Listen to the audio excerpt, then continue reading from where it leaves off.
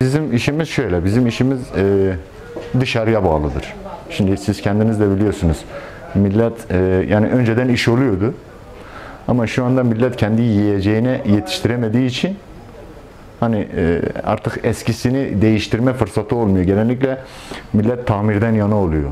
Şimdi önceden mesela biz bir tane buzdolabı olsun, adamın buzdolabı bozuluyordu. Adam gelip buzdolabını değiştirebiliyordu. Ama şu anda adam artık yani masrafına yetişemediği için buzdolabı mecburen tamir etmek zorunda kalıyor.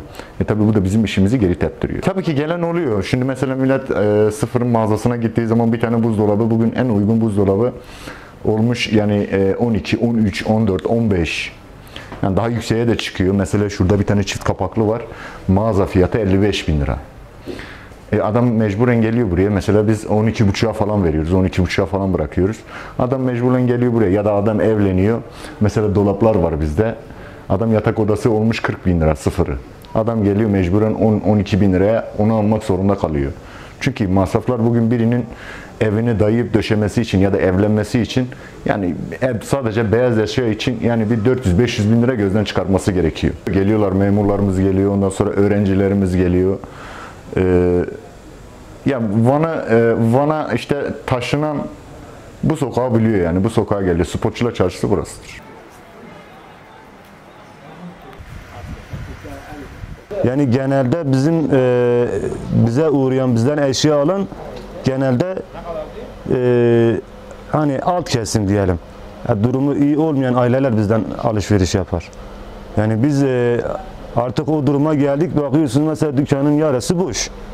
Yani biz de eşya da bulamıyoruz. Dışarıdan mesela eskiden bir 5 sene önce dışarıya gidip mesela Antalya, İzmir, Ankara, İstanbul'dan malzeme getiriyorduk. Şimdi malzeme getirmeye gidiyorum. Tamam, malzeme orada uygun ama nakliyeye geçtiği zaman adam 45 bin lira nakliye istiyor. Mesela İzmir'den buraya 45 bin lira istiyor. İstanbul'dan buraya 40 bin lira istiyor. Ben o zaten o maliyeti elde edemiyorum ki. Gelen genelde memur, öğrenci, yeni atanan öğretmenler. Geliyor mesela az kullanılmış, durumu iyi olan vatandaşlar satıyor bize. Biz de getirip hani bir geçim elde ediyoruz. Yani genelde zengin kesim söyleyeyim yani. Zengin kesim, çünkü mesela ben örneğin mesela şu kanepeyi satmam. Niye satayım? Kullanırım ta ki zamanı geldiği zaman atarım bir yere.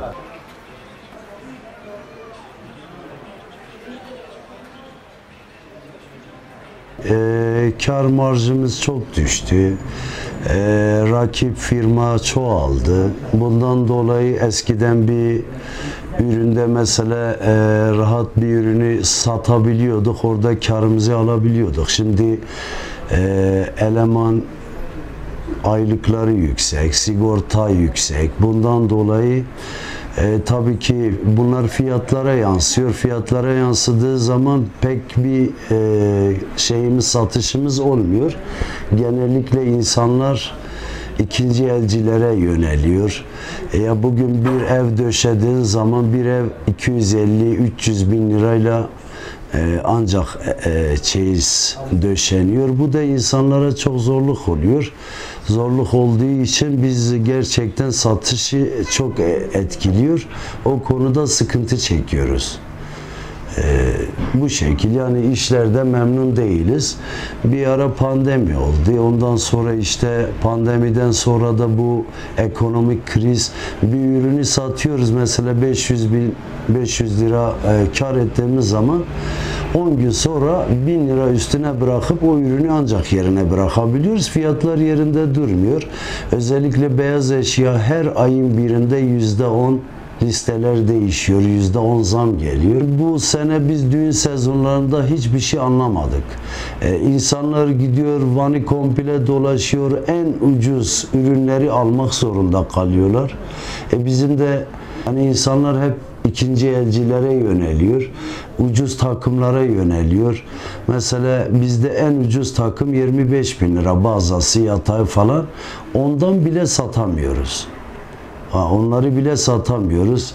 Millet gidiyor merdiven altı ucuz ürünleri alıyor. Çünkü baktığın zaman gerçekten 200 bin, 250 bin herkes bunu alamıyor. Alamadığı için sıkıntı büyük, yani Allah yardım etsin herkese, yani zordur. Süreç iyi gitmiyor.